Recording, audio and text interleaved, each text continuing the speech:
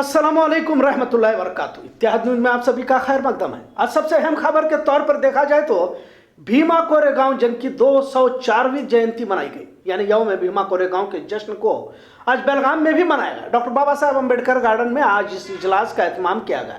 मुख्तलिफ दलील तंजीमों की जानिब से जश्न भीमा कोरेगांव मनाया गया। हर साल भीमा कोरेगांव को याद किया जाता। पहले डॉक्टर बाबा साहब अम्बेडकर की मूर्ति को फूल मालाएं पहनाकर खराज तहसीन पेश की गई। इस वक्त बतौर मेहमान खुसूसी प्रोफेसर के.डी. मंत्रेशी ने अपने ख्यालात का इजहार करते हुए भीमा कोरेगांव के जश्न को मनाने का मकसद बयान किया।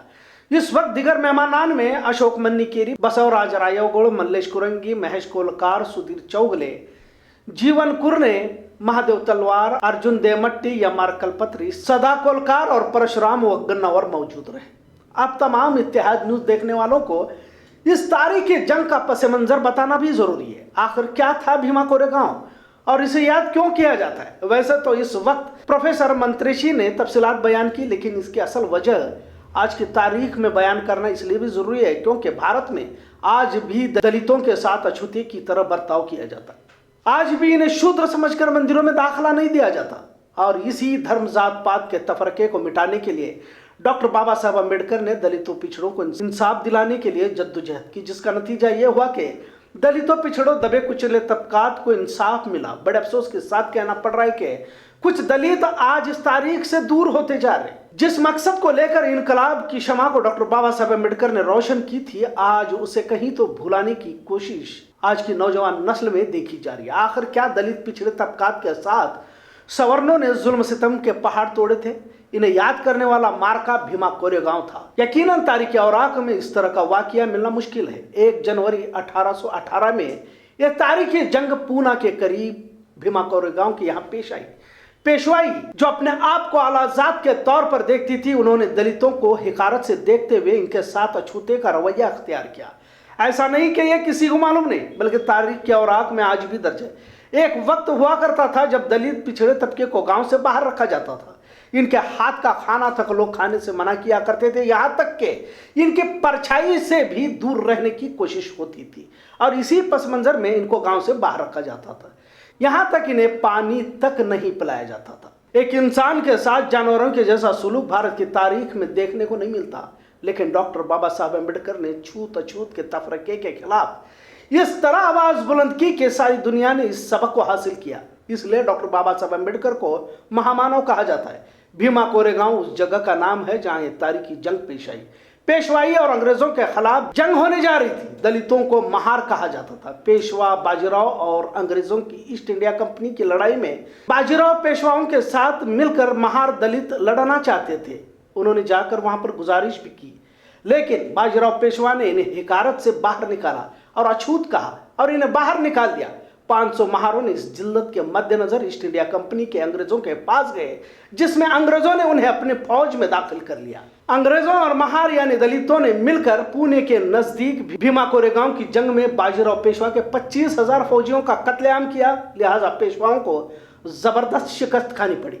वैसे कुछ सफेद पोश आलाजात के लोगों ने इस तारीख को 109 साल तक छिपा कर रखने की बात कही जाती है, लेकिन डॉक्टर बाबा साहब अम्बेडकर ने इस तारीखी वारदात को मंजर आम पर लाया। आज के दिन भीमा कोरेगांव को सैकड़ों लोग जाते हैं, अपने बुजुर्गों की तारीख को याद करने की कोशिश करते हैं। इस तारीख को इसलिए भी याद करना जरूरी है क्योंकि धर्म जात पात के नाम पर किसी को हकीर समझना नुकसानदेह साबित हो जाता है। सभी इंसान को एक समझना चाहिए, लेकिन आज भी कुछ लोग पेशवाई की तरह नफरत का जहर घोलने की कोशिश करते रहते हैं। महज 500 महार योद्धाओं ने भीमा कोरेगांव बना दिया। यह पैगाम उन लोगों के लिए हमेशा के लिए रहेगा कि धर्म जात पात की बुनियाद पर किसी को जलील और हकीर समझने की कोशिश ना करे, वरना कभी भी फिर एक बार नहीं बार बार भीमा कोरेगांव इस मुल्क में दोहराया जा सकता है।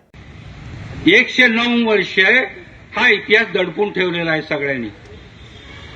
बाबासाहेबांनी जर उलगडून दाखवला नसता तर त्या फुल्यांच्या जन्मशताब्दीला सलामी देण्यासाठी बाबासाहेब भीमा कोरेगाव येथे आले आणि ते स्तंभ शोधून काढला।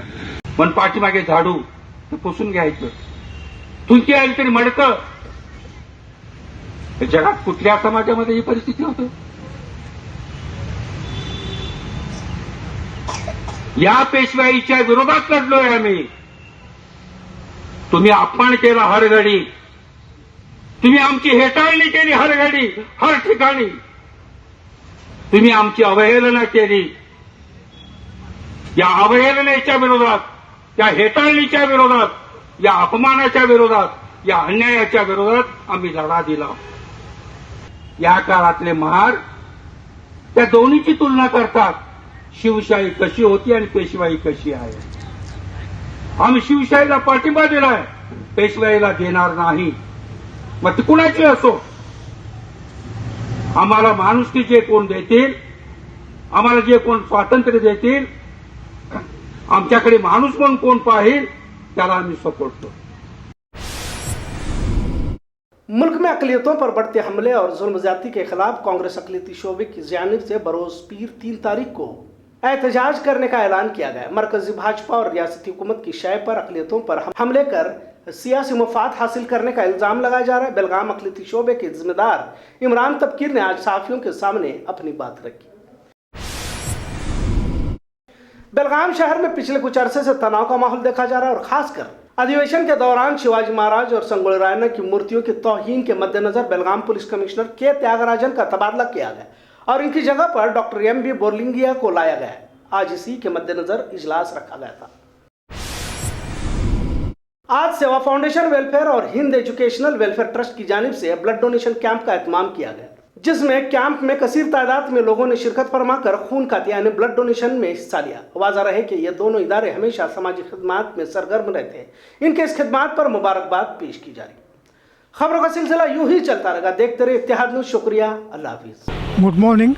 I am Dr. Yelburgi from Sri Mahavir Blood Bank, Belgaum.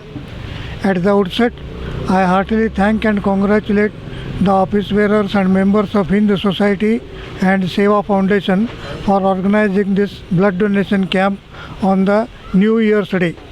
And on behalf of Mahavir Blood Bank, I wish all the office bearers and members of the Hindu Society and Seva Foundation a very happy New Year.